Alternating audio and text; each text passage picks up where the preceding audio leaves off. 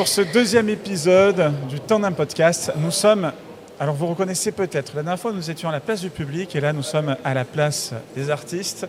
Nous sommes au Casino Théâtre Barrière, sur la scène, et je suis en compagnie de la directrice artistique, Carole Chauvy, bonjour. Bonjour et merci de m'accueillir dans votre émission. Avec un grand plaisir, merci à toute la réalisation technique, ils sont 4 exactement, pour pouvoir réaliser ce programme. On parlera de Time for Love, la comédie musicale que les gens peuvent voir sur la vidéo, mais avant, moi j'aimerais parler de vous. Vous êtes directrice artistique, comment cela a commencé pour vous? Qu'est-ce qui vous a donné envie de l'être et quel est votre parcours en fait? Alors je crois qu'on ne naît pas directrice artistique, par contre moi je suis née avec l'envie de créer, de faire des spectacles, de fédérer aussi autour du spectacle. Donc je crois que c'est venu très tôt chez moi la vocation de monter des shows, puisque du plus loin que je me souvienne, je me débrouillais toujours pour me faire élire chef de club. Dès que j'avais 5 ans, je me débrouillais pour dire allez, on monte un club et tout mon passe-temps, c'était monter des spectacles. J'ai la chance d'avoir 2 sœurs, donc avec mes sœurs, je les forçais à reproduire 3 jeunes tambours, à créer une mise en scène autour, à mimer. Puis après, j'ai fait de la danse et au lycée, j'ai monté une association qui s'appelait Jam, Jeunesse artistique et musicale. Et j'ai commencé par faire des spectacles dans le cadre associatif pour des œuvres caritatives. La lutte contre le sida, la lutte contre le cancer, la FLM, la lutte contre la mucoviscidose. Et j'embarquais mes copains de lycée avec moi. J'étais présidente de cette association. Mes parents m'ont émancipée à l'âge de 16 ans pour que je sois présidente de cette association. Et j'aimais imaginer des concepts, imaginer des shows, reprendre des pièces de théâtre, créer des chorégraphies, retravailler des paroles de chansons. Et j'aimais ce travail en équipe et fédéré. Et mon père, qui a fait une grande partie de sa carrière dans l'éducation nationale, m'a dit tu sais, il existe un BTS que j'ai aidé à monter à Metz, puisque j'ai vécu longtemps en Lorraine. Au gré de ses mutations. Et ce BTS apprend à faire des spectacles et à faire de l'audiovisuel. Parce que je faisais toujours mes petits montages musicaux pour, à l'époque avec des cassettes, des CD, comme je pouvais, pour créer ces spectacles, pour habiller au niveau sonore ces spectacles. Et donc je suis rentrée au lycée des Arènes à Toulouse, dans cette formation où j'ai pas eu l'impression de travailler, j'ai pas eu l'impression d'étudier, tellement je me suis éclatée. Et juste en sortant de cette formation, je suis rentrée directement à Télé Toulouse. À l'époque, il y avait une télé locale qui s'appelait Télé Toulouse. J'y suis rentrée, j'avais 20 ans, j'étais la plus jeune. Et en parallèle, j'ai continué à danser. Je suis devenue aussi danseuse professionnelle. Donc j'ai été intermittente du spectacle pendant 7 ans. Dans les 2 annexes, celle des techniciens de l'audiovisuel, puisqu'à Télé Toulouse, je suis rentrée comme script, et puis j'ai évolué vers la production, puis la programmation. Et le week-end, et pendant mes vacances, je partais danser, j'étais sur scène, voilà. Donc l'envie du spectacle ne m'a jamais lâchée. Et à la télé, j'ai jamais vraiment trouvé ma place, puisque le live me manquait, le rapport avec le public me manquait. Et un jour, je vois une annonce en 2007 où le groupe Barrière, ce grand groupe de Casino, cherche ça ou son responsable artistique pour une salle qui va accueillir 150 spectacles par an. À l'époque, il demande Bac+5, anglais courant, et je me dis, j'ai pas le niveau. Et ma chef, qui est aussi une de mes meilleures amies, à l'époque à Télé Toulouse, me dit, mais non, il faut que tu postules, ce poste est fait pour toi.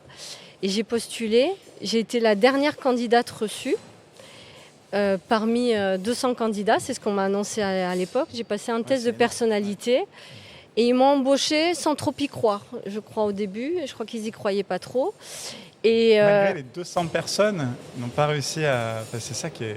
Et malgré tout, ils avaient du mal à y croire. Ils m'ont embauchée parce que j'étais à Télé Toulouse, que j'avais un réseau d'artistes en étant moi-même artiste. J'avais le réseau de la presse par la télé, j'avais un réseau d'artistes par mon poste aussi de danseuse.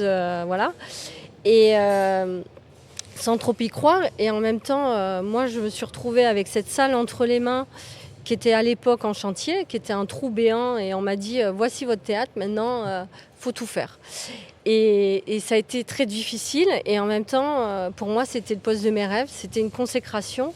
Donc je me suis battue, j'ai beaucoup travaillé, j'ai beaucoup étudié la nuit sur des lacunes que j'avais sur la réglementation, sur la sécurité, sur le cadre juridique, sur la billetterie.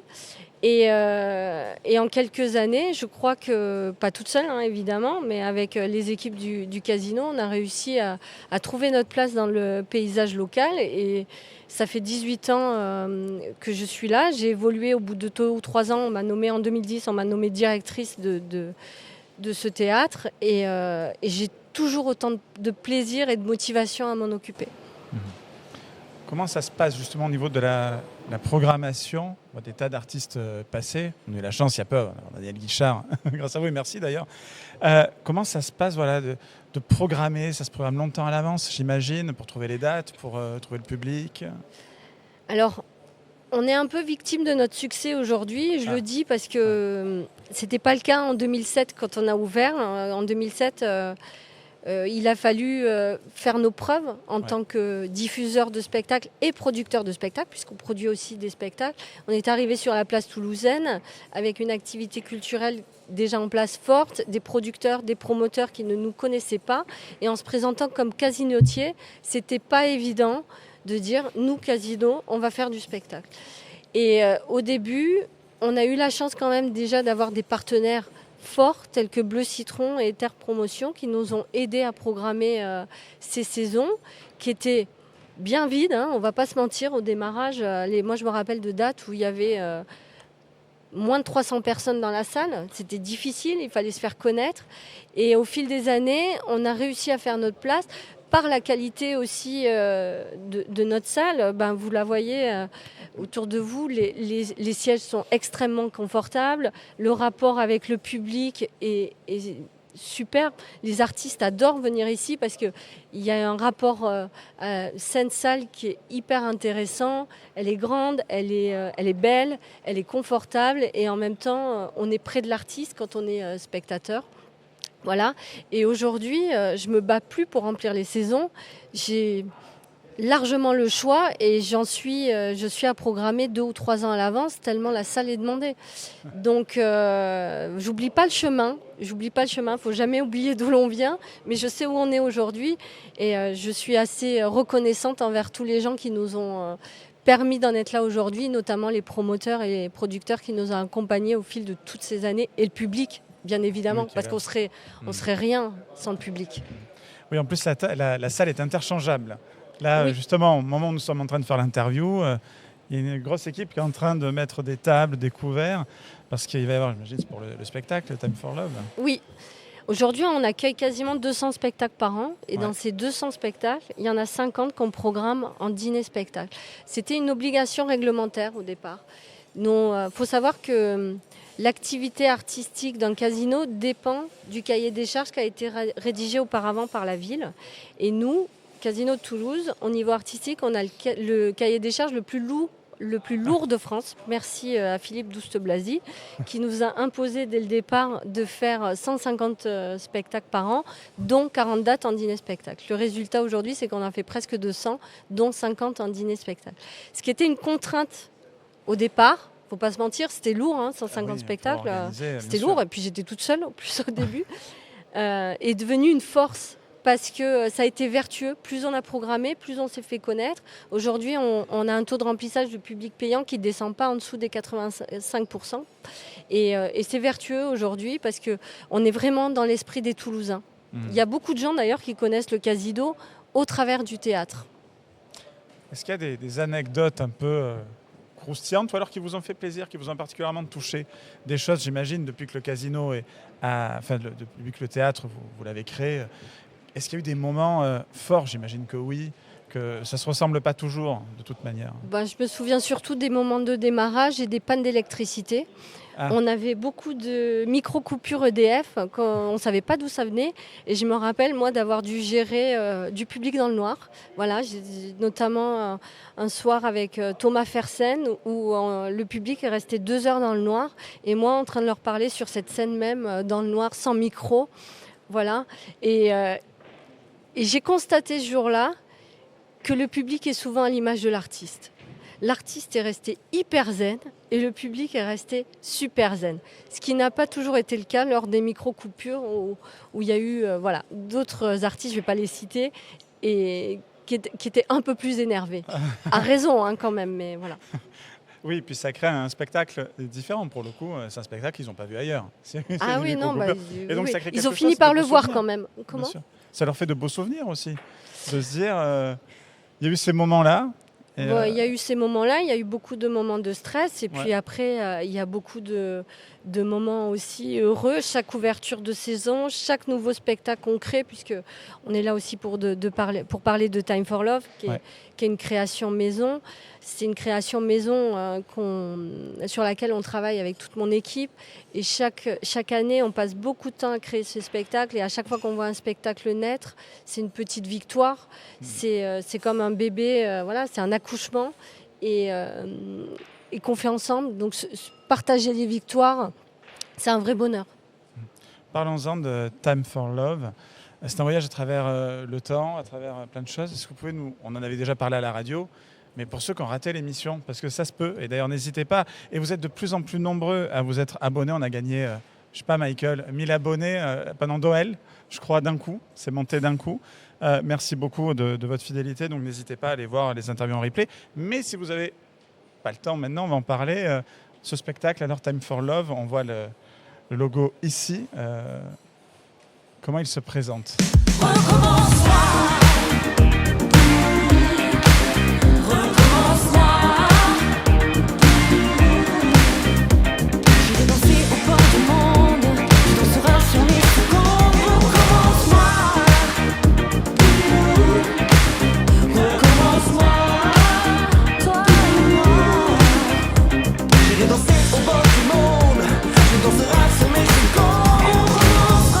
Time for Love, c'est une histoire de voyage dans le temps, vous venez de le dire, et qui démarre à l'envers en fait, puisque c'est Napoléon qui débarque dans le futur. Il doit faire face à un défi, c'est celui de récupérer Joséphine qui a été kidnappée par Barbe Noire. Il y a toute une manipulation derrière tout ça, mais je ne peux pas révéler cette manipulation sans révéler la fin de l'histoire, donc je vais le garder pour moi. Donc Napoléon, on va lui imposer de voyager à travers les époques et il va être défié par certains personnages célèbres, donc Cléopâtre, Frida Kahlo, Raspoutine, entre autres, voilà. Et donc il se présente en dîner-spectacle. Alors pas seulement, on a pour obligation réglementaire via notre cahier des charges, je l'ai dit tout à l'heure, de programmer ce spectacle en dîner-spectacle, mais on peut aussi voir le spectacle en formule champagne-spectacle dans les gradins ou en formule spectacle seul. Et on programme toujours une fois par an une séance de ce spectacle un dimanche après-midi. Là, cette année, c'est le dimanche 25 janvier à 15h, où il n'y aura que des gens qui viendront pour voir le spectacle uniquement et il n'y aura pas de proposition de consommation. D'accord. On parlait justement des difficultés rencontrées qu'il y a pu avoir. Il y a eu la période Covid. Est-ce que vous avez vu un avant ou après ? J'ai l'impression que non, étant donné que c'est rempli. On a pu le voir l'autre jour également, mais on sait que beaucoup de gens ont arrêté de sortir. Après ce... Voilà. Alors le Covid, ça a été une période effectivement très difficile puisque nous, on construit des saisons, on crée des spectacles, on construit autour de ces spectacles. Et là, on a tout déconstruit. On a tout défait. Il a fallu refaire, puis défaire, puis refaire, puis défaire. Ça a été très compliqué. Et on a surtout perdu à ce moment-là la clientèle d'entreprise parce que je ne sais pas si vous vous rappelez, mais il y a eu un arrêté du ministère du Travail avec des consignes pour les collaborateurs de ne pas se retrouver. Voilà. Alors, c'est pas si loin que ça et en même temps, ça nous paraît très loin parce qu'aujourd'hui, les entreprises ressortent. Nous, beaucoup de notre clientèle au mois de décembre, ce sont des entreprises qui fêtent la fin de l'année avec leurs collaborateurs. Voilà, alors heureusement cette période est derrière nous, mais ça n'a pas été simple, oui. Et aujourd'hui, oui, le spectacle est extrêmement bien rempli et on est très heureux que le public individuel comme les entreprises répondent présents pour cette histoire. L'avenir, comment vous le voyez ? Des spectacles programmés sur 3 ans là déjà ? L'avenir, pour l'instant, je m'arrête à 2028 parce que j'en suis là dans ma programmation. Là, je suis en train d'écrire le spectacle qui démarrera l'année prochaine, au mois de septembre. J'ai déjà un coup d'avance pour celui d'après parce que j'aime bien toujours avoir un coup d'avance. Et voilà, et j'espère que ça sera au minimum aussi bien que cette année et que les années précédentes et qu'on continuera à construire avec les artistes locaux parce que j'espère qu'on va parler un peu de nos artistes parce qu'on a la chance à Toulouse d'avoir des artistes qui sont incroyables. On dit souvent que les choses ne se passent qu'à Paris, mais on a beaucoup de Parisiens et d'artistes d'autres grandes métropoles françaises qui viennent postuler pour nos castings parce qu'aujourd'hui, on s'est fait une place aussi dans le réseau des comédies musicales, dans ce réseau-là d'artistes pluridisciplinaires et on est assez fiers de pouvoir attirer des artistes d'un peu partout. Mais pourquoi aller chercher ailleurs alors qu'on a ce qu'il faut à la maison pour travailler ? Donc on a 15 artistes sur cette scène qui travaillent tous les week-ends sur ce spectacle et qui sont juste incroyables. Donc Time for Love, venez le voir bien évidemment, réservez vos places et aussi avec le dîner spectacle. S'il y avait un conseil que vous pourriez donner, un conseil personnel pour quelqu'un qui souhaiterait se lancer dans la direction artistique, dans les métiers de l'art. Mais c'est vrai que j'ai pas répondu à cette première question qui était comment on devient une directrice artistique. Ça va faire le lien. Mais ce poste de directeur artistique, il est employé un peu à toutes les sauces et pour tout dire. Donc moi, j'ai pas de leçon à donner à quiconque, j'ai pas cette prétention-là. Moi, j'ai ma sensibilité et je dis souvent que ma plus grande qualité, finalement, c'est d'être très populaire dans mes goûts personnels et d'avoir un peu le sens de l'esthétique aussi. J'aime ce qui est beau, mais je pense que la plupart des gens aiment ce qui est beau. Voilà. Après, j'ai peut-être aussi cette vision où je fais les bons choix, mais parce que, encore une fois, l'esthétique, ça me plaît. J'aime voir des beaux tableaux et je crée ce que j'ai envie de voir finalement. Et comme je suis populaire, il y a beaucoup de gens qui aiment ce que je crée parce que pour moi, ce populaire, c'est pas un gros mot. Ça veut dire que ça parle au plus grand nombre. Oui, à beaucoup de gens et que ça plaît aux familles notamment. Hein. C'est vrai que c'est souvent décrié le populaire, mais en réalité, au-delà de c'est ce qui marche le mieux, c'est ce qui plaît le plus. C'est ce qui attire le plus. J'essaie de mettre du fond aussi dans mes spectacles. J'essaie de passer des messages. J'essaie de créer des personnages dans lesquels on peut s'identifier, que chacun ou chacune puisse trouver un petit lien avec une personnalité ou avec une phrase ou avec un événement, une intrigue qui va se passer tout au long du spectacle. Et après, tout ça, c'est porté aussi par une trentaine de chansons, des chansons qui sont dans tous les esprits, qui ont traversé les générations, qui restent dans la mémoire collective, qui sont puissantes et qui procurent de l'émotion aussi, parce que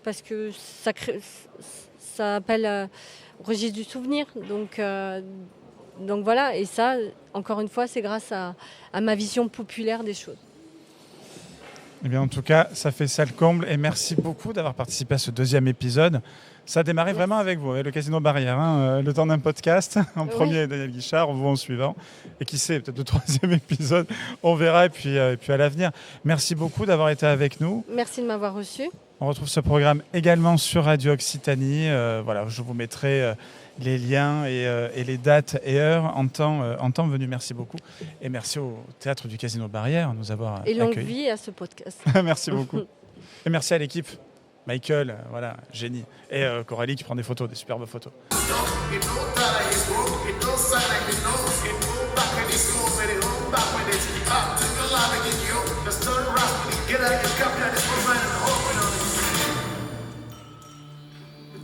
l'impression que c'était vachement loin. Ouais, non, mais il fallait que je rapproche.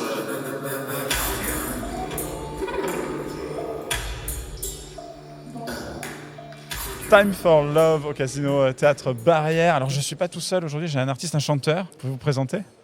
Bonjour, je m'appelle Auréus Rungbo. Je suis chanteur, comédien, danseur et coach vocal. Alors, comme pour Carole, comment ça a commencé pour vous? Comment vous avez été appelé sur Time for Love? C'est que j'étais dans les couloirs et j'ai vu la lumière. Non, je rigole. Ça fait un petit moment que je suis au casino, donc après chaque spectacle, il y a les auditions qui se font. Okay. Et j'ai eu la chance d'avoir été repris. Voilà, donc je correspondais un peu au profil que recherchait la direction pour le rôle de Marcel. Et alors, justement, pouvez-vous nous parler de ce rôle, sans trop dévoiler, bien sûr? Ah oui, attends, je dirais... lumineux, enthousiaste, rêveur, un aventurier de la vie, quoi. Voilà. Okay. Comment ça a commencé pour vous, justement? Vous parlez d'un profil, de parcours. On adore parler des parcours. Et des parcours? Ouais. À la base, je suis génie civil. Okay. Donc, ça n'a rien à voir. Big Flo, complètement rien à voir. Génie civil, j'ai fini. J'ai succombé à ma passion qui est le chant. Ouais. Et je me suis retrouvé en train de chanter. Et depuis, c'est une histoire qui est je suis sollicité pour ça. Donc, du coup, vivre de sa passion, je trouve qu'il n'y a pas plus beau quand même. C'est vrai. Ouais. C'est combien de temps de répète pour toutes les activités en plus que vous avez donc danseur, chanteur, coach vocal, comédien? Comment ça se travaille tous les jours? D'abord, avant de se travailler, ça se vit. Ouais. Ça se vit parce que c'est avant tout une passion, on aime le faire et ensuite on réajuste par rapport aux demandes, par rapport à l'objectif qu'on se donne. Et il se fait que maintenant je suis sollicité pour chanter, faire de la comédie et donc du coup je me calibre sur ça pour être le plus efficace possible. Okay. Et un stress quand même, j'imagine, à chaque représentation, la petite boule au ventre ou pas, ou une façon peut-être de décompresser avant un spectacle? Toujours. Ouais. Toujours, parce que le public n'est pas le même, le spectacle est le même, mais il peut arriver qu'il y ait des choses qui ne marchent pas. Donc on essaie de se concentrer au maximum pour donner le meilleur de soi. Donc on a toujours cette petite boule au ventre qui nous fait rester concentré. Ouais. Et comme il y a pas mal de jeunes qui nous regardent, qui nous écoutent aussi en podcast sur les plateformes et en vidéo sur YouTube et également sur les antennes de Radio Occitanie, qu'est-ce que vous leur diriez? Voilà, un chanteur qui se lance, qui dit à ses parents, papa, maman, j'ai envie d'arrêter, je veux plus être dans le génie civil, je veux chanter, je veux faire ça. Je pense qu'il ne faut pas trop réfléchir. Ouais. Voilà, quand on a quelque chose en tête, il faut le réaliser. C'est comme quand on dit, j'attends d'avoir une maison, un métier, une situation, une voiture avant de faire un enfant. Voilà. Ouais. C'est une passion, ça se vit et puis on y va et on s'applique pour la faire de la meilleure manière qui soit. Et ensuite, ça viendra, comme on dit, Paris, c'est pas fait en un jour. Donc, à force de travailler et ça vient. Et être curieux, pas mal curieux, parce qu'on arrive dans un moment de ce métier où on a vraiment besoin de polyvalence. Ouais. Et il ne faut pas hésiter à faire des choses, autre chose que la passion. La passion qui nous a décidé à faire ce métier. Bien sûr, bien sûr.